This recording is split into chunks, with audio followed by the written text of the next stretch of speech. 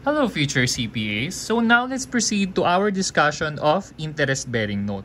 So kapag interest-bearing note, meron na siyang tinatawag na nominal rate or NR or tinatawag din natin na stated rate.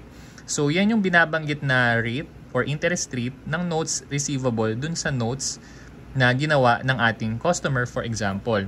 So kapag ang nominal rate is mas mababa sa effective rate, let's say ang nominal rate natin is 10% and ang effective rate natin is 12%, then it is a discount. Kapag naman ang nominal rate natin is mas mataas sa effective rate, say for example, nominal rate is 12% and effective rate is 10%, then it will result in to a premium. So sa non-interest bearing note, ang computation mo ng present value is very simple lang. Isang present value factor lang, depende kung lump sum or installment yan. Pero sa interest bearing note, para ma-compute natin yung present value ng ating interest-bearing note, aalamin mo muna yung face amount. So, face amount times present value of 1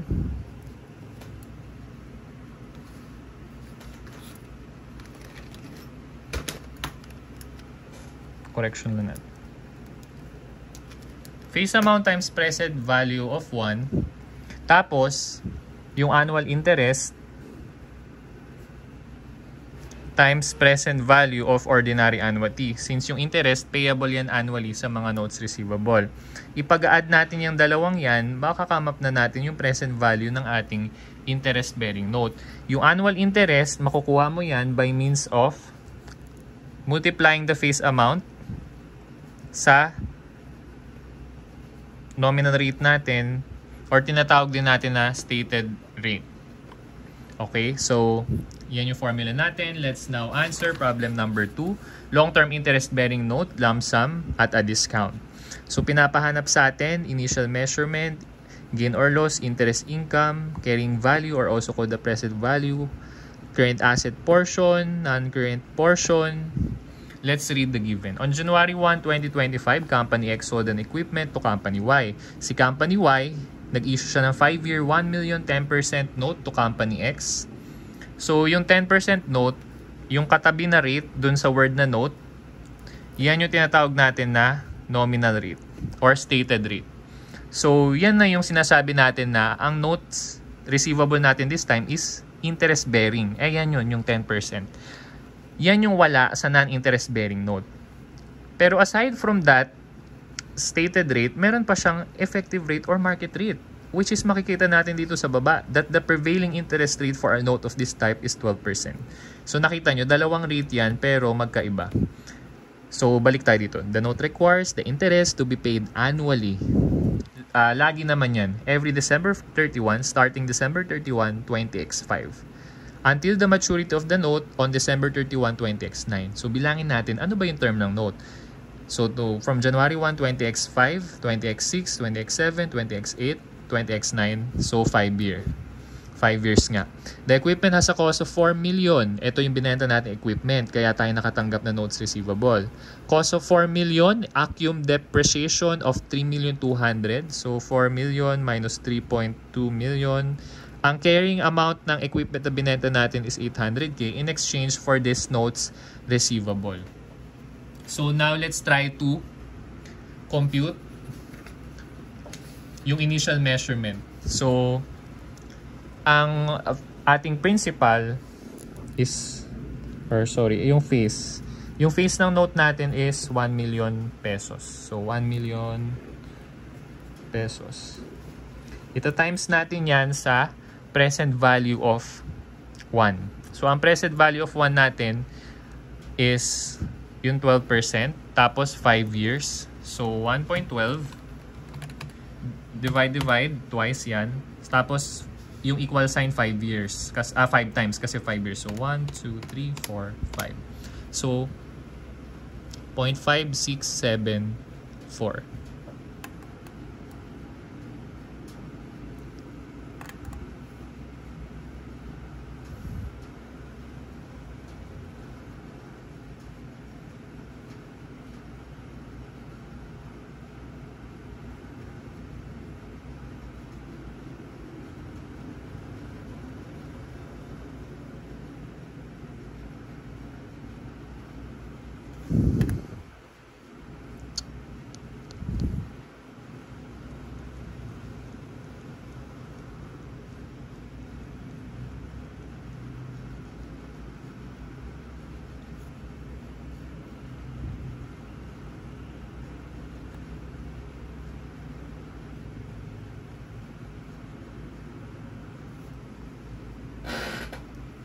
So, 0.5674.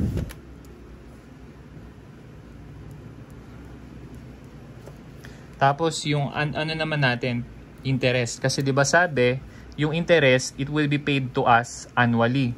Kaya kailangan i-compute din natin yung present value ng interest. So, ang interest natin is 1 million times 10% nominal rate. So, 1 million times 10% nominal rate equals, obviously, 100K yan. So, 100K.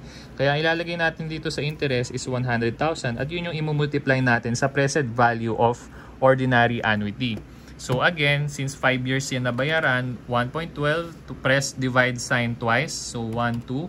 And then, press equal sign 5 times. 1, 2, 3, 4, 5. And then, ang ginagawa ko, minus 1 divided by 0.12, which is our effective rate. Kaya, 3.6048 yung ating present value of ordinary annuity. 3.6048. So, ni-round off ko na.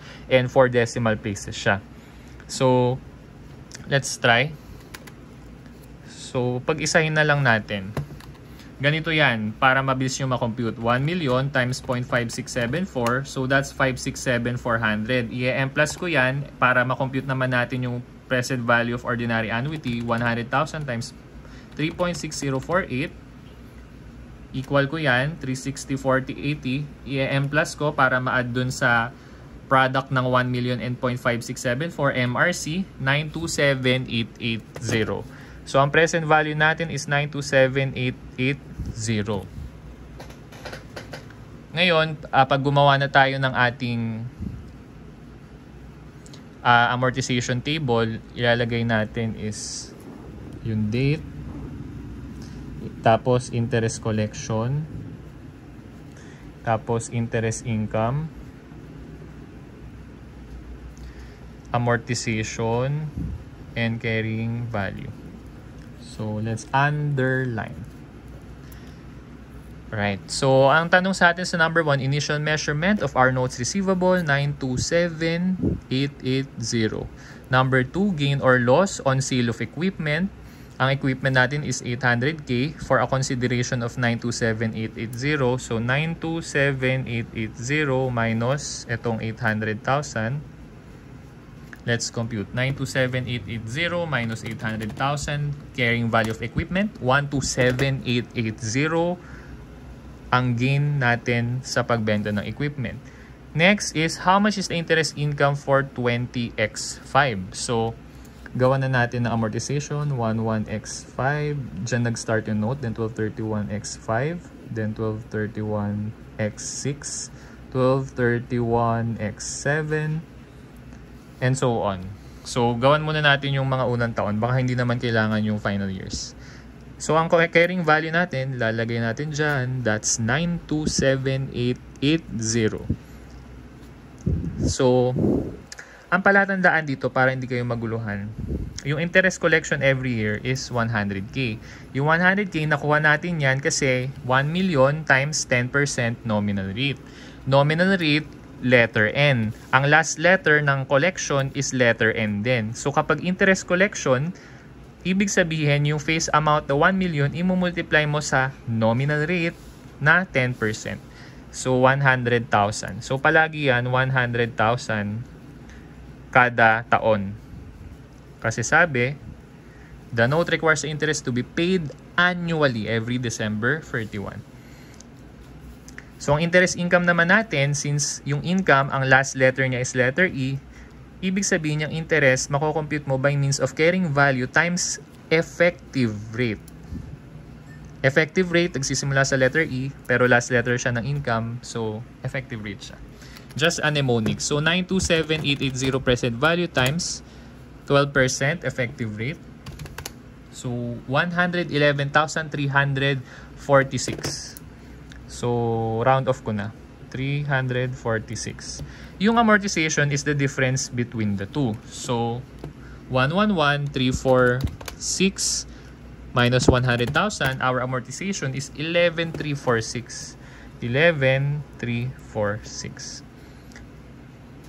And since this is a discount, dapat from 927,880 by the end of the term of the, or by the maturity date, dapat sa dulo, maging 1 million yung 927,880. So, ibig sabihin, papataas siya.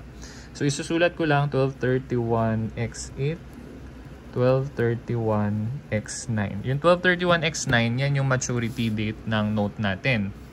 Maturity. Kaya dapat dito, maging 1 million na siya. Ibig sabihin, pag naging 1 million na siya or na-reach na niya yung face amount, fully amortized na yung note natin by the maturity date. So, yung 927,880, ipa-plus natin sa 11,346. So, 11,346 plus 927,880, 939,226. 939,226 ang present value ng note as of December 31, 20x5. Our answer for number 4, 939,226. Sa number 3 pala, yung interest income natin for 20x5 is 111,346.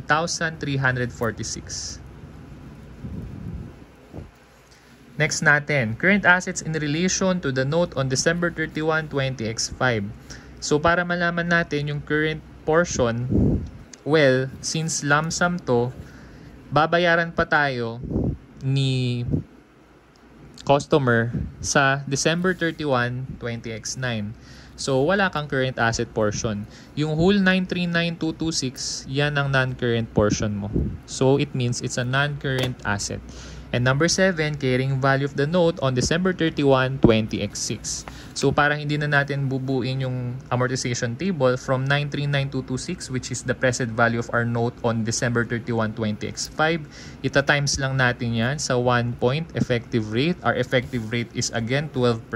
So, 12% minus our inflows or cash inflow. Yearly, binabayaran tayo ni customer ng interest worth 100,000. So, 100K yan. Kaya naman, let's compute. 939,226 times 1.12 minus 100,000. 951,933. So, 951,933. Kaya, ang sagot sa carrying value of the note on December 31, 20x6 is 951,933. Again, tatandaan nyo tong formula na to hanggang sa matapos kayo sa IA or sa Financial Accounting and Reporting. You'll be using the same formula to compute for the carrying value of the notes receivable or di kaya investment in debt securities if that's amortizable, and sa bonds payable, magagamit nyo yung formula na yun. And same lang din, mapa-asset which is receivable or mapa-liability which is payable, yan at yan ang formula. Multiply yan, tas minus yan. Okay? Now, let's proceed to problem number 3. This time, premium naman. Ibig sabihin ng premium is mas mataas ang nominal rate sa effective rate. So, same lang yung hinahanap sa atin. On January 1, 20x5, Company X sold an equipment to Company Y. Nag-issue sa atin ng 5-year 1 million. This time, 12% ang ating nominal rate or stated rate. 12% note to Company X. Again, palatandaan nyo kung alin yung nominal rate is kung ano yung katabi nung binanggit sa word na note. The note requires the interest to be paid annually every December 31, starting December 31 X5 until the maturity on X9. So again, 5 years yung term ng note. The equipment has a cost of 4 million. Same lang din dun sa kanina. So, same lang dun sa kanina. So again, let's compute. Our face amount is 1 million. So, lalagay ko rito 1 million. So, compute natin yung present value. Our prevailing interest rate this time is 10%. So 1.10, then press the divide sign twice, 1, 2, and then 5 years siya. So 1, 2, 3, 4, 5. So our present value of 1 is 0.6209. So 0.6209. For our interest, that's 1 million times nominal rate of 12% na siya this time. So 1 million times 12% is 120,000. So 120,000 times present value of ordinary annuity. So the present value of ordinary annuity is, since 10% yung effective rate, 1.1 divide 1, 2, 3, 4, 5, and then that's your present value of 1. Ang ginagawa ko is minus 1 divided by 0.12. So this is your PV of ordinary annuity. Hindi, 1.10 pala. 1.10 divided by 1, 2, 3, 4, 5 minus 1 divided by 0.10. So our present value of ordinary annuity is 3.7908. Round off na natin. 3.7908. So pag-add na natin sila, M plus lang. 1 million times 0.6209, M plus 120,000 times 3.7908, M plus. So our present value of the notes receivable initial measurement is 1,075,796. 1,075,796. So lagay ko na rito initial measurement 1,075,796. Next naman natin is the gain or loss on sale of equipment. So our carrying value of our equipment na binenta natin is 4 million minus 3,200,000 accumulated depreciation. So 4 million minus 3,200,000 is 800,000. So 800K. Ang natanggap nating consideration is 1,075,796. So 1,075,796 minus 800,000. Let's compute. 96 minus 800,000, carrying amount of equipment 275,796 ang gain natin sa equipment. Next naman natin number 3, interest income for 20x5. So gawan naman natin ulit ng ating amortization table. So date, interest collection, interest income, bilisan ko, amortization, and carrying value or your present value. Underline ko. So our date is January 1, 20x5, 12/31, 20x5, 12/31, 20x6, 12/31, 20x7, 12/31, 20x8, and 12/31 to 20x9. Okay, so ang carrying value natin is 107,5,796. Lagay natin dito 107,5,796. Ang face amount ng notes receivable natin is 1 million. So dapat by the end of the term of the note or by the maturity date on December 31, 20x9, magiging 1 million ito. So ibig sabihin, ang i-amortize natin na amount is yung 1,075,796 minus 1 million is 75,796. So babawasan natin yan kada taon based dito sa ating amortization. So tinatanong tayo, dito muna, interest collection. Ang interest collection natin kada taon is 120,000. So lalagay ko na rito agad 120K. Kada taon yan for 5 years.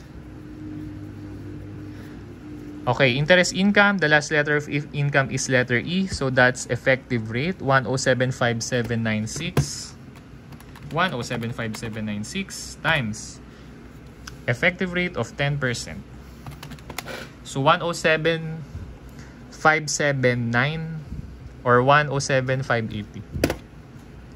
Interest income 107,580. So let's get the amortization. 120 minus 105 or 7,580, 12,420. So 12,420. So kung sa discount dinadagdag natin siya, yung amortization sa carrying value, this time sa premium, yung 12,420, ima-minus natin from 107,5,796. So 107,5,796 minus 12,420 amortization, 106,3,376. So 106,376 is our carrying amount of our notes on December 31, 20x5. 106,376. And our interest income for 2025 is 107,580. 107,580. Next, current assets in relation to the note on December 31, 20x5. So since lump sum computation pa din to, wala tayong current asset as of December 20x5. Siguro pag tinanong current asset ng note on December 31, 20x8, pwede na nating sabihin na current portion na yung present value na makikita natin dito kasi due na siya within 12 months after 1231x8, which is 1231x9. Number 6, non-current assets in relation to the note. So, as of December 31, 20x5, kung ano lang din yung carrying value as of December 31, 20x5, which is also 1,063,376. And finally, the carrying value of the note on December 31, 20x6, para hindi na tayo mahirapan, 1063376 times 1 point effective rate of 10%. So 1.10 minus interest natin, interest collection or inflow, 120k. So 1063376 times 1.1 minus 120,000, 1049714. 1049714. So that's your carrying value sa 2026. Lagay ko na rin dito, 1049714. Compute na rin natin yung dito para ma-practice. So practicein pa natin. 1.1 minus 120, 1034684.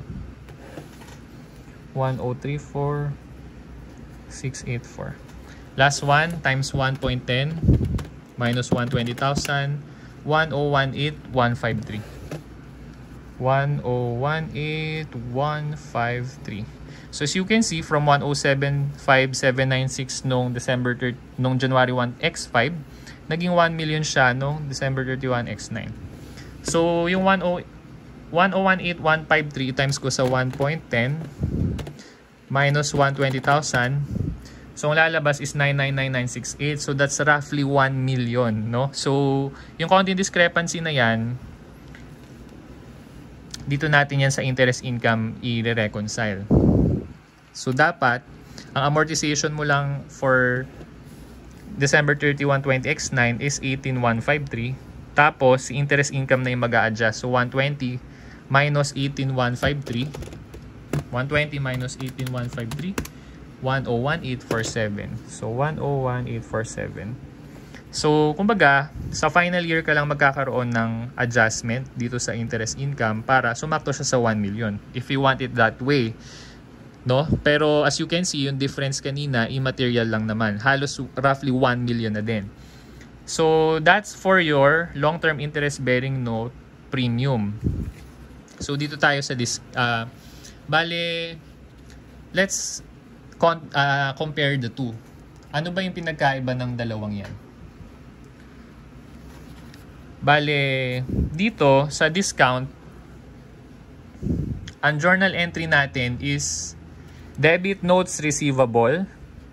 Nung binenta natin equipment ha, ito yung journal entry. Debit accumulated depreciation, credit equipment, credit gain, and credit discount on notes receivable.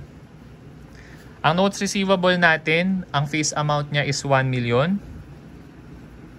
Ito yon. Ang accumulated depreciation is 3,200,000. Ang equipment natin is 4 million. Ang gain natin is 127,880.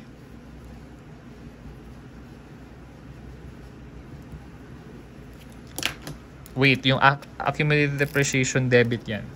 3,200,000. And discount on notes receivable is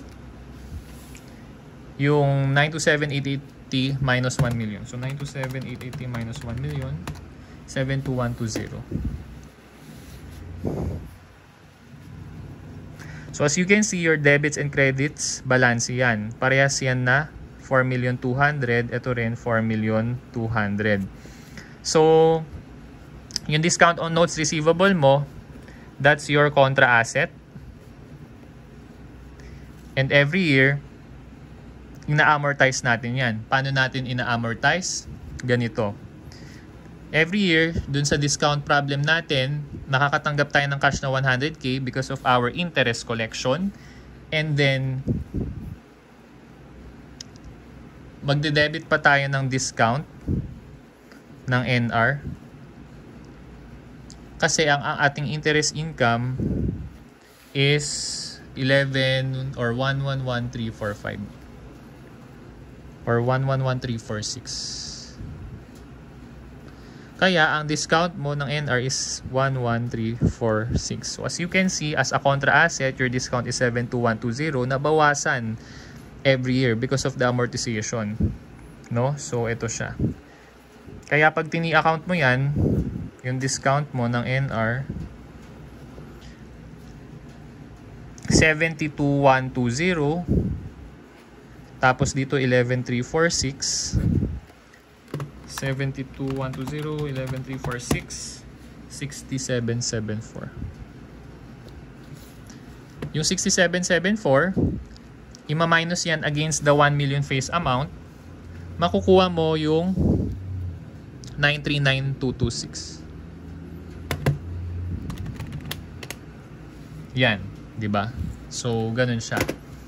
Sa premium naman, ang journal entry natin, sige, journal entry lang natin to, tapos pag-compare natin silang dalawa. Sa premium natin, ang journal entry natin is nung binenta natin equipment is debit NR, debit accumulated depreciation, debit premium. So premium NR is adjunct account. Ibig sabihin, extension siya ng account ng notes receivable natin. Credit equipment, credit gain. So notes receivable at face amount 1 million. Ibig sabihin, hindi yung present value na 1075 ang dinedebit natin sa notes receivable. Nagiging 1075,796 siya kasi 1 million plus the premium of 75796 here na nakadebit din, which is an adjunct account or parang extension account siya, na upon preparation of your financial statements, pinag-add yung dalawang yan para yun yung ipepresent the amount ng notes receivable mo. Again, our ACDEP, same lang, 3,200,000, and the historical cost of equipment is 4 million.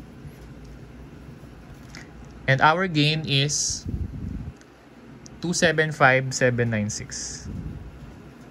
275,796, eto yun. Okay? Ngayon, pag nag-amortize tayo o na premium, paano yan ginagawa? So, yearly nakakatanggap tayo ng cash because of our interest collection na 120k. And then, yung 120k, ang composition niyan is kine-credit natin premium NR. Kapag kin-credit natin premium NR, that's your amortization of 12,420. Ito yun. And then the difference is your interest income of 107,580. So 107,580. So as you can see, we just translated your amortization table into journal entries. Into a journal entry. Ito.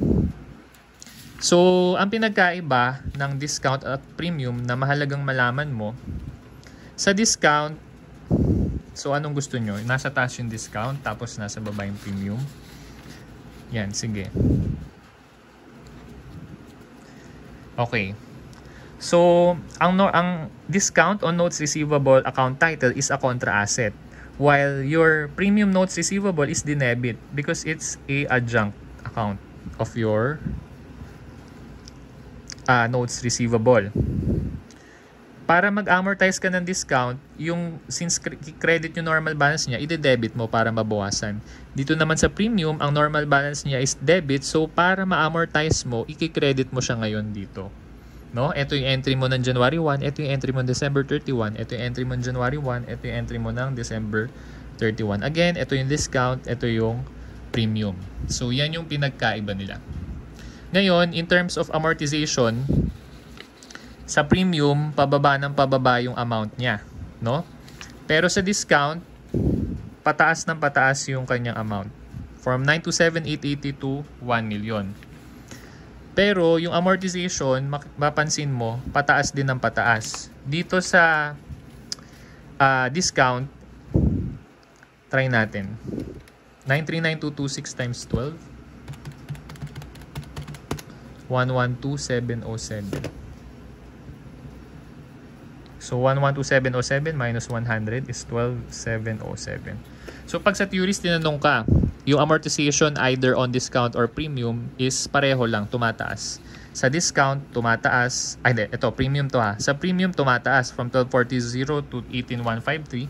Sa discount, tumataas din. From 11,346 to 12,707. Hindi na natin kinumpleto yung amort table para hindi na tayo humaba. So, ganun siya. And that concludes our discussion for notes receivable interest bearing note. On our next videos, we will tackle additional problems if you want to get to master notes receivable. So, goodbye for now, future CPA.